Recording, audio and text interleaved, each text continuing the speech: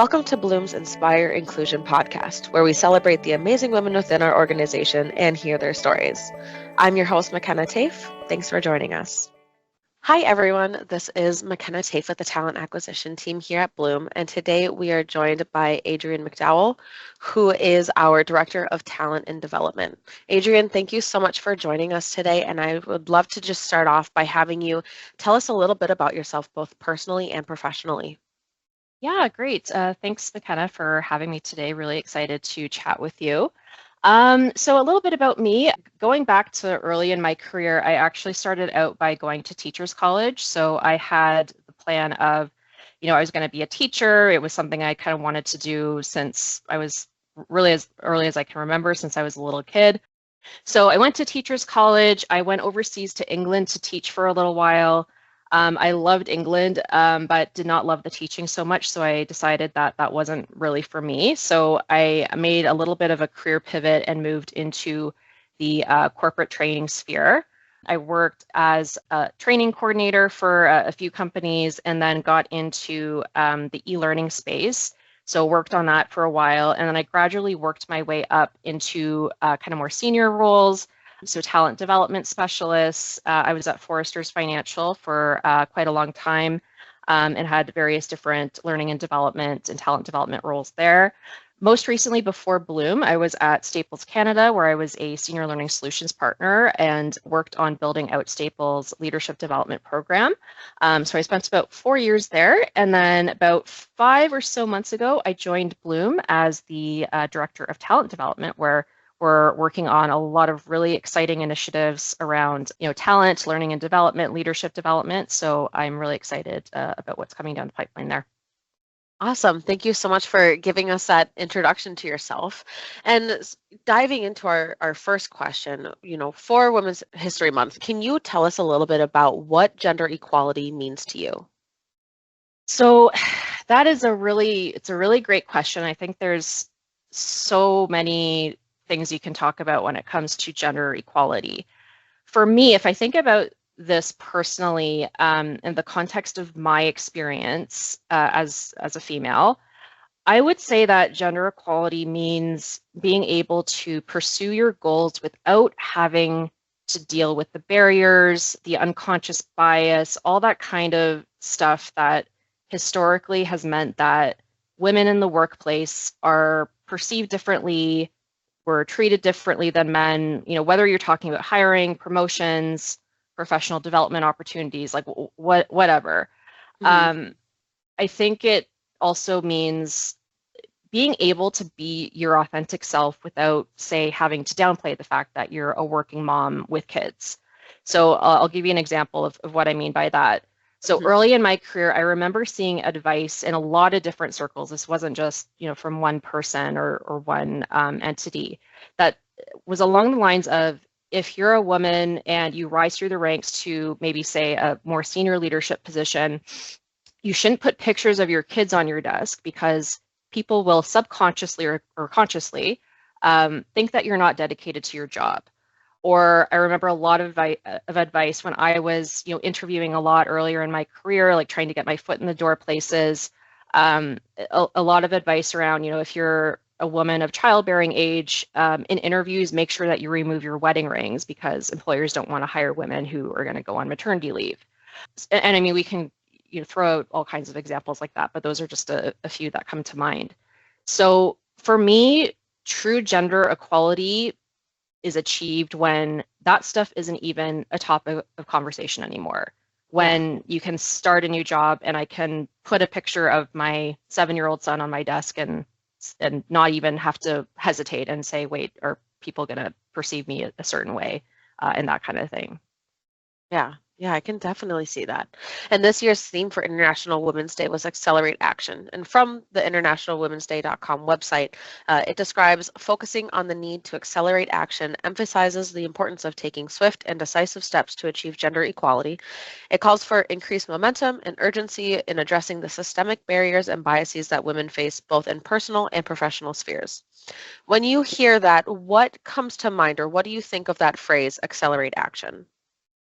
So for me, I think the keyword there is action. I think it means that first of all, we're recognizing that those barriers are in place, and then we're committing to action. So organizations are really clear about, these barriers are in place. What are we going to do about it? How are we combating unconscious bias that impacts how women are perceived and treated when it comes to hiring, promotions, assigning projects, equal pay, all that kind of stuff. I think it's really easy to say words, and we want to be conscious generally about saying words and just being kind of performative.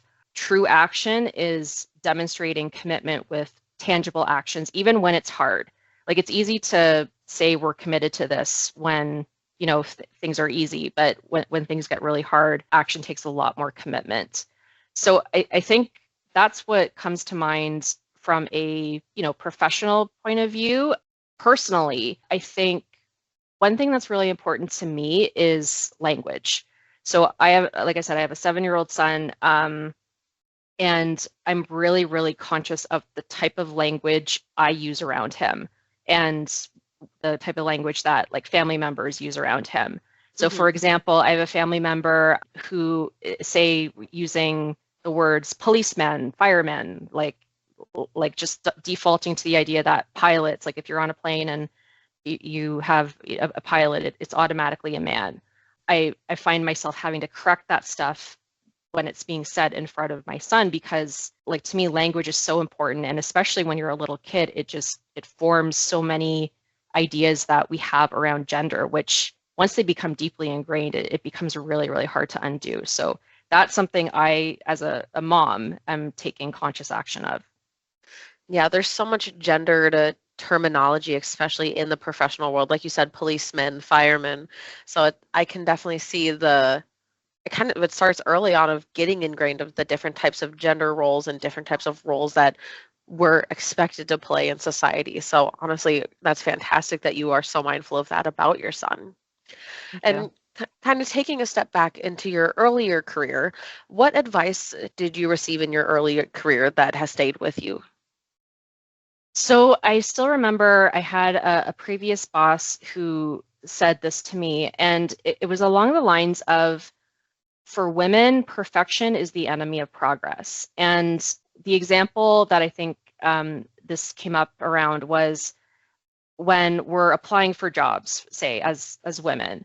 Women on average will only apply for jobs. I think the stat is something like, if we meet something like 80% of the qualifications, whereas men will Yes. apply if it's like 50 or 60% or something like that. Yeah. So we hold ourselves to a higher standard, and the need to be perfect before we take a big leap, whether it's personally or professionally or going for, a new job or a promotion or whatever, that's often what holds us back. So that, I think, has really stuck with me a lot. Just, don't try and be perfect at everything. Take the leap. The worst that can happen is, you don't get the job or you don't get the promotion or what have you. But don't hold yourself back just because you don't check all the boxes. Yeah, I've definitely heard that statistic myself. I mean, especially since I work in hiring, you hear a lot of stuff like that in the spheres that I'm in. So I've definitely heard that one before. And in a similar vein, based on your own experience, what advice would you give to young women or a young woman who wants to follow in a career path like yours? I think it's kind of similar to the whole perfection is the enemy of progress. I think if I think about me and how I have progressed in my career path, I would say that don't wait until you feel 100% ready. I think for a lot of us, whether you're like whatever your gender you are, but I think especially for young women, our imposter syndrome tends to get in the way. So when I think about the leaps I've taken in my career, like earlier on, like I said, I moved overseas to England, so I was, all alone in a foreign country, which was, pretty nerve-wracking. In a previous role, I started doing like training facilitation, which I originally wasn't doing. I'm very introverted, so that was a really big stretch for me to get into that sphere where I'm actually teaching adult learners, or moving into a leadership role where I'm managing people. if I think about all those examples, I've never felt 100% ready. Yeah. And there were definitely moments of self-doubt where I was thinking, have I bitten off more than I can chew? Was this a mistake? All that kind of stuff. But I did it anyway. And I think that is the advice. I've seen an infographic on LinkedIn. It may have been from Adam Grant or one of those types of people. Mhm. It's something along the lines of, just do it. And even if you're scared, well, then just do it scared. I Growth and love that yeah, saying. yeah. It's something that I've seen recently on LinkedIn, and it definitely stuck with me. Like, you're scared, just do it scared, because growth and comfort rarely coexist. I love that saying so much. I think about it Mm. probably on a weekly basis of just do it scared. That is definitely a saying that has stuck with me a lot too. Awesome. And throughout your career, have you faced any barriers due to being a woman? And if so, how did you either face or overcome them? Yeah, I think, like many women, I can definitely rhyme off quite a few examples of where I've faced either discrimination or microaggressions. I think of a role very early in my career where it was basically, you're the only female in the office, so can you go get us coffee? Hmm. I've had get on calls with vendors who made comments about your looks when they're supposed to be pitching you their product. I've applied for a job and been told, the hiring manager wants a man instead because there's too much emotion on the team. Like, I can probably rhyme off a bunch more examples, but you kind of get the idea. So I would say that I think in some of those examples, probably the more recent ones, I have spoken up and essentially said, this isn't okay. The ones earlier in my career, like many women, I kind of just didn't want to make a fuss and that kind of thing. So I stayed silent, which I wish I hadn't. So I would say being able or feeling empowered to speak up when you see stuff like that or experience stuff like that is key. I think what has really helped me, and I recognize that not everyone is in this position, being surrounded by other people, really strong leaders, team members who have your back and will, back you up when you speak up, I think has really helped me as well. Yeah, that support system is key, Hmm. especially when you're having those uncomfortable situations, knowing that people have your back and you have a team behind you that supports you. Yeah. Awesome. Awesome. And thank you for talking about those personal experiences that you've had. I mean, I'm sure pretty much every woman listening has had similar experiences where you're just like, you've only said that to me because 100%. I'm a woman, or you're only asking me to do this because I'm a woman. I mean, Lord knows I've had them too. So I Yeah. appreciate you sharing those stories with us. And Absolutely. leading into this, what is a main change or what is the main change that you would like to see for women and girls going into this next generation? So I would say that whether we're talking about the professional world or otherwise, I think I'd love, if I'm thinking about the ideal state, I'd love for the next generation to feel that not only is it okay to take up space, but it's your right to take up space. And I think you see this especially in more traditionally male-dominated spaces like sports, Hmm. and whether it's explicit or not, the message a lot of the time is don't take up too much space, put yourself last, like don't speak up too much. I think for my generation, I'm, an older millennial. I think growing up, those are the types of messages you hear and you internalize a lot, and that definitely spills over into the workplace in some ways. I'd love for us to get to a point where the default for everyone, regardless of gender, is I have a right to be here. I have a right to take up space. I have a right to make my voice heard. So just removing that self-doubt, that imposter syndrome, just altogether, like taking it out of the equation, that to me is end game.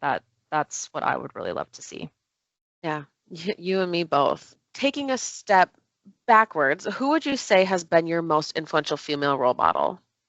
So I would say that it's a leader I worked with for probably the better part of 12 years or so. I worked with her in a couple different organizations throughout my career. Her name's Sue, and she's the epitome of, a strong leader who always stood up for what's right. She was not afraid to speak up. She was not afraid to take up space, like we were just talking about.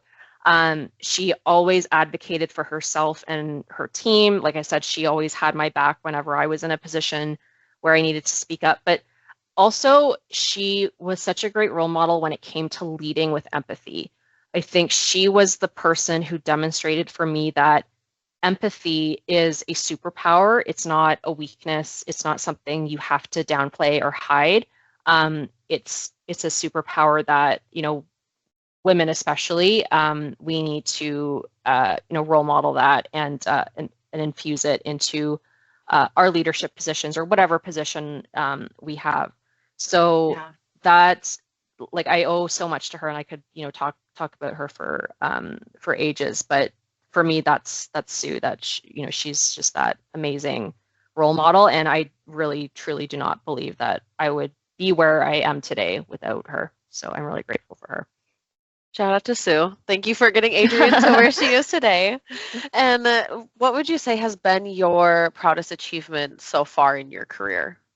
I would have to say that it was during my time at Staples, so it was probably about 2 or 3 years ago. So, like I said, I worked on the leadership development program there, and that leadership program won the Retail Council of Canada's Excellence in Retailing Award in the talent development category. So that Oh, was a really, really big achievement for myself and the whole team who worked on that. So yeah. that's something I'm really proud of. Wow, that's amazing recognition to receive. And you've talked a couple of times throughout this interview so far about imposter syndrome and self-doubt and, kind of experiencing that and trying to overcome it. When you are in those moments where you're having that self-doubt, how do you handle those moments and what advice would you give to other women who are facing and experiencing the same? So I think that always to me goes back to this idea of imposter syndrome, which a lot of people suffer from. I think women especially do. Um, I think if I think about self-doubt, imposter syndrome, whatever you want to call it, the root of it is we have this assumption that everyone else has it figured out and we're the only ones who don't. And people are gonna, Hmm. find us out and realize that we're not capable or qualified or what have you.